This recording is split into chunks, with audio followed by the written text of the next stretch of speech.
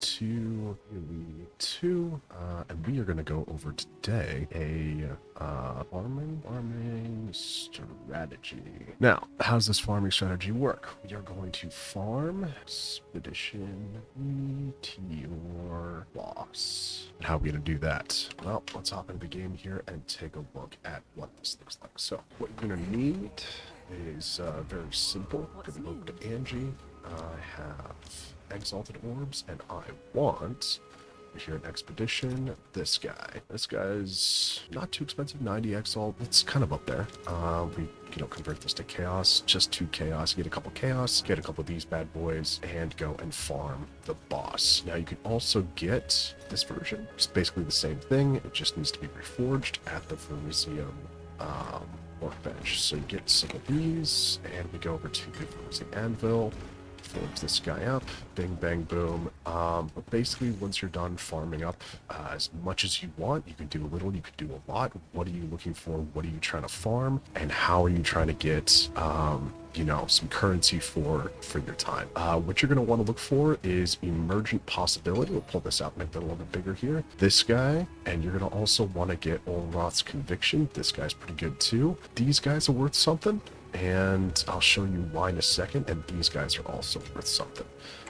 Let's back here real quick and go back to this. These guys aren't worth a lot, but we can look into what these look like in a second. We can also get some raw div drops, and we can also get this guy as well. So let's take a look at what all this actually means for you and farming this strategy. So we go to the currency exchange, we say, hey, I've got, emergent possibility, and I want some chaos orbs. Pretty good. Not too bad. Definitely worth your time. This is a nice drop, right? And this is going to drop alongside these guys, which are, not worth as much. Not chasing these guys as much, but, definitely worth picking up. If you've got a couple, you can get a couple chaos. Just like that, or a bunch of exalts. So these guys are, they're worth a fair bit, but this guy's really what you want to find. So emergent possibility is great. We also do have this guy as well, so he is worth quite a bit. Definitely worth picking him up and setting your loot filter to look for Olroth's conviction. Additionally, we do have these ores. Now, what do you do with the ores? You take them over to the Verisium anvil, and you want to throw them in here and see what you get. So the armor is not worth a lot. This guy's not worth a lot either. So these two are kind of, not worth a whole ton, but this guy right here can be worth quite a bit if you get some good rolls. And we want to take a look at what that looks like. So this is your standard setup. You want to go for as high DPS as possible. So we want to get, high damage roll. We want to get high crit, high attack speed, and see how that goes. Because this guy, if we back out here for a second, it's got 300% possibility, 30% on the critical damage bonus, and 22% increased attack speed, plus some other stats here. So we can get some good rolls here. We don't even have to div it to see some potential there. And we'll put these guys back. These are actually over in the ancient augments.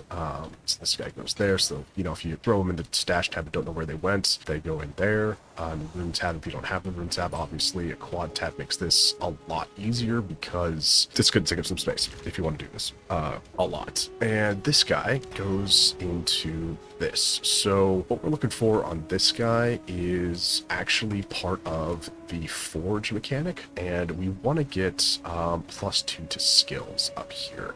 If you get +1 to skills, not a big deal. Increase maximum life, reduce maximum life, depending on, what you get. Sometimes people like it, sometimes people don't. But even one that's not rolling super high is definitely going to be worth something. And then we also have this last one here, which is, again, kind of looking for some high damage. It can be worth some divs if you get a good corruption. So all of this loot is worth something. And I want to point out the reason that I'm bringing up this strategy now and, wanting to talk about it is because if we bring over the blackboard here, it's turnaround time. So you've got the item, and then you put it up for sale, and then you wait, and then it sells, right? That's basically the process, right? This is your your process of making currency, right? So the conversation is, how good is the item? 0 to 100. 100 is, worth mirrors. 0 is, vendor food. The sale is basically your price, X amount, and then you wait a certain amount of time, and then you get your cha-ching. So the basic understanding of this situation is that this whole expedition, boss, the meteor boss, isn't farmed a lot. So a lot of the aspects of its loot sell very quickly. We can take a look here at tab that I set up in this tab. So this tab used to be full of these guys, right? Well, not these guys. These guys aren't worth much.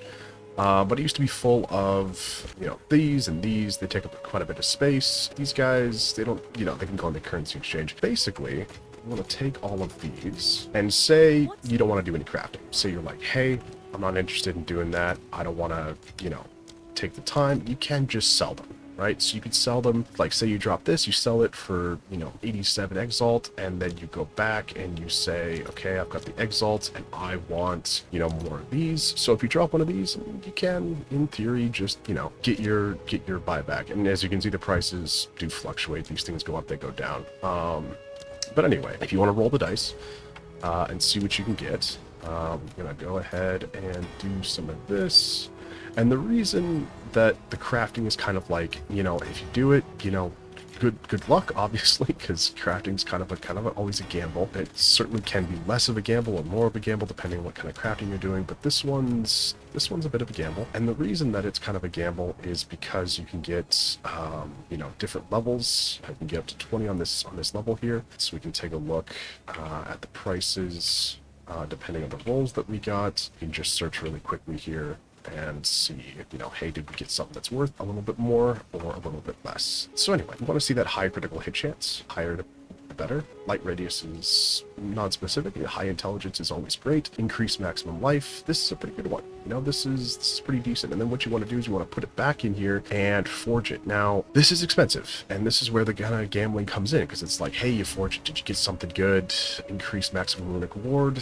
Not great. Kind of looking for plus its cold skills here. So if we look here, we want to see that high roll. Now, some people like maximum runic reward, so maybe this sells, maybe this doesn't, but it's been up for 2 days. The comparable, not super great. And so let's say we've got a different one here, 40%, 43% critical hit chance. Let's do the 43 and see if we hit. No, +2 to maximum cold res is also really cool. So again, we've got some comparables that are worth something. And then let's see, we could do the 43%. Now here's, again, I wanted to kind of demonstrate. This is expensive in both this area and this area. This Old Rot's Crest of the Sun is quite expensive. So if we go to the currency exchange, say I've got chaos and I want this crest to do the reforging, it's not cheap, right? We're pretty expensive here. If we go to exalts, it's not terrible, but it's not great, right? Anyway, let's go ahead and roll this here. Again, we got again, as I mentioned, +2 to cold skills is great. This is an excellent example of what I'm talking about. There we have some divs, and just like that, you are away and profiting. So say you buy, a couple dozen of these big, oops daisy, big things, to run the map. What you're going to want to do is head to the Rings of King's March. This is in the south from where you start on the Atlas tree. It's part of the expedition.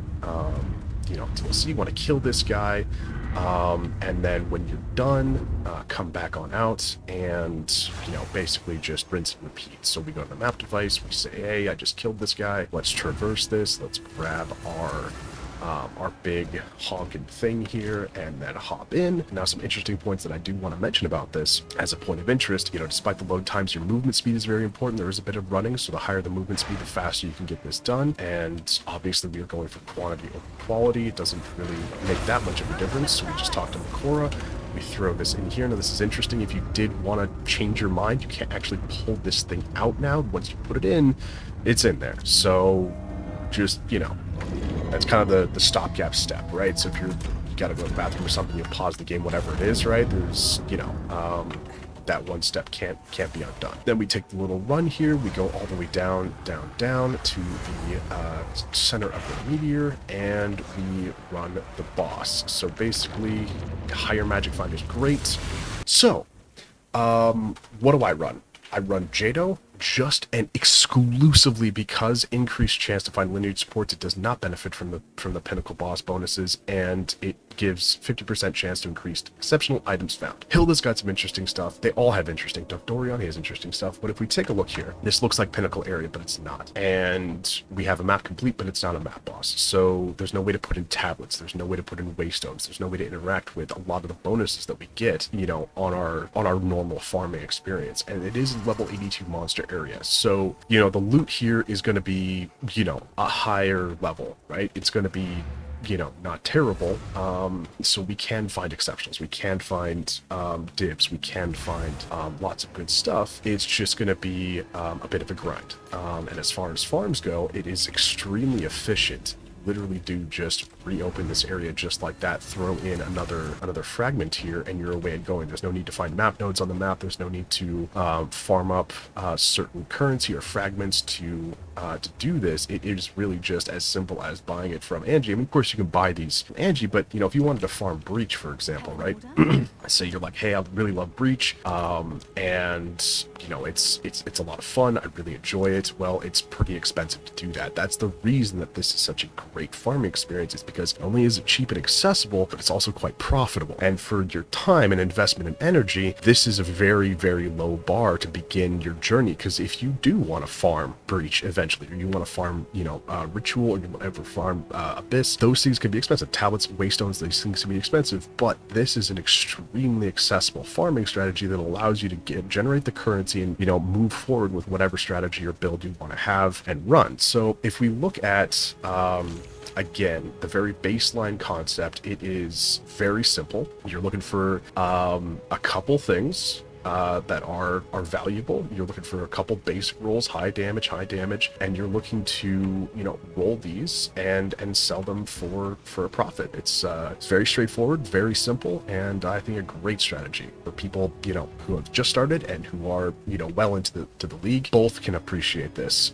for what it is. And again, I want to really emphasize, because you can put something up, right? You can put something up and it won't sell for 2 days, 3 days, right? And it'll be at the price that everything else is at the market, but there's so much competition, so many people are running it, that it does have that downside. So one of the big aspects is you get raw currency, right? So you get your currency exchange, you get your gems, you get your runes, and then we also do get items. So we can craft, we can gamble, right? So there's two big categories that we can get, weapons, and we can get armor, and we can also get rings, right? So we can get, you know, some big diversity between, you know, hey, I like dealing just with the currency exchange. I drop a 10 div thing, sell it, that's me done for the day. Or I like crafting, and there's items I want to mess with, I want to gamble with. You know, I've got the currency to make these things and to have that experience. The expedition meteor boss farm is excellent. And I think it satisfies a lot of what people are looking for when they play this game. It generates currency, it's fairly simple to run, it's very straightforward and easy to process, and then repeat, and that's it. Very simple, very straightforward.